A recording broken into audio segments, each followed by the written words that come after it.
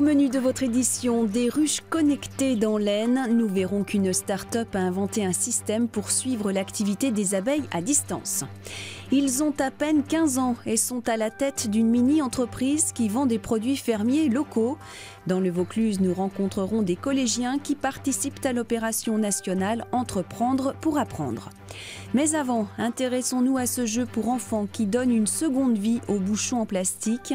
Il est distribué un peu partout en France. Rencontre avec ses fondateurs. L'idée est simple mais géniale. Un petit clip qui relie entre eux des bouchons de bouteilles en plastique. En les assemblant, on peut créer toutes sortes d'objets. Aujourd'hui, ce jouet est fabriqué près de Montpellier par un plasturgiste industriel. Sa matière première, des bouchons en plastique recyclés. Voilà. Tous les bouchons qui sont trop sales, en fait, on ne peut pas les passer parce qu'il y a des corps étrangers à l'intérieur. Après un tri par couleur, les bouchons sont broyés. Donc là, on a des bouchons rouges qui ont été broyés et qu'on va injecter directement dans la machine. Avantage d'une collaboration locale, les inventeurs de Clip-It et le plasturgiste ont conçu un moule qui permet de varier les formes et les couleurs. En 2014, on avait que des prototypes. Donc les clips blancs étaient issus d'impression 3D. Aujourd'hui, c'est un vrai process industriel. On a des moules et on fabrique en grosse quantité. On a produit jusqu'alors plus de 3 millions de clips. Autre changement, aujourd'hui Clip-It est distribué nationalement, notamment par une enseigne qui met en avant la préoccupation de l'environnement. Ici, le jouet a été testé par des enfants et sa jouabilité approuvée par le magasin. L'enfant va s'émerveiller en faisant des constructions énormes, puisqu'on peut faire des papillons, on peut faire des robots. C'est vraiment énorme ce que proposent ces petits Clip-It au travers des réalisations qui peuvent être faites par les enfants. Voilà, ça c'est pour les enfants. Pour les grands, Clip-It insiste sur sa démarche de transparence et d'économie circulaire. Je pense qu'il est important dans un magasin de pouvoir expliquer comment sont fabriqués les clips. Donc on les produit à partir de bouchons recyclés.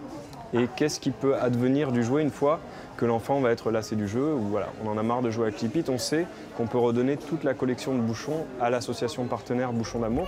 Association qui recycle les bouchons et les revend à Clip-It. La boucle est bouclée. Et la matière inépuisable, puisque les Français jettent par an 20 milliards de bouchons.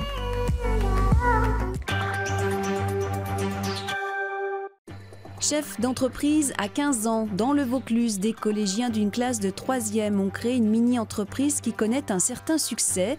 Ils vendent des produits fermiers locaux, un projet qui s'inscrit dans le cadre de l'opération nationale Entreprendre pour apprendre. Voilà le panier. Bonjour, je suis Antonin Borel, directeur commercial de l'entreprise Ipanier. Teste Gauthier, directeur général de la mini-entreprise Ipanier. Jamina Sbabti et je suis la directrice financière de notre mini-entreprise Ipanier. Jamina, Antoine et Gauthier sont élèves de 3e au collège Henri Boudon de Bolène. Avec 13 de leurs camarades, ils sont à la tête d'une mini-entreprise qu'ils ont créée il y a maintenant 9 mois dans le cadre du projet Entreprendre pour apprendre. Une entreprise de vente de produits locaux en circuit court. Je ne connaissais pas le monde de l'entreprise. Et ça, franchement, ça m'a bien intéressé l'entreprise, voir comment ça marche, tout le déroulement de A à Z. Une expérience quasi professionnelle où chacun a un vrai rôle. Un métier pris très au sérieux. Mon rôle dans une entreprise, c'est de faire les comptes chaque semaine pour payer notre fournisseur et productrice, Madame Michel. Depuis 4 ans, le comité local école-entreprise met en relation les établissements scolaires avec le monde de l'entreprise à travers des projets pédagogiques de terrain. Ils découvrent différents parcours, différents domaines comme le service production, le service RH, le service financier. Et c'est une manière pour eux d'apprendre différemment et de travailler l'ensemble des disciplines comme les mathématiques, la technologie, le français, d'une manière différente. Chaque semaine, les clients commandent par Internet et viennent récupérer leur panier au collège au prix de 10 ou 15 €. C'est des produits frais, c'est direct producteur-consommateur. Donc c'est super intéressant. Le 18 mai prochain, toute la classe présente ce concept au championnat académique d'Entreprendre pour apprendre, avec le secret espoir de se qualifier pour la finale nationale à Paris.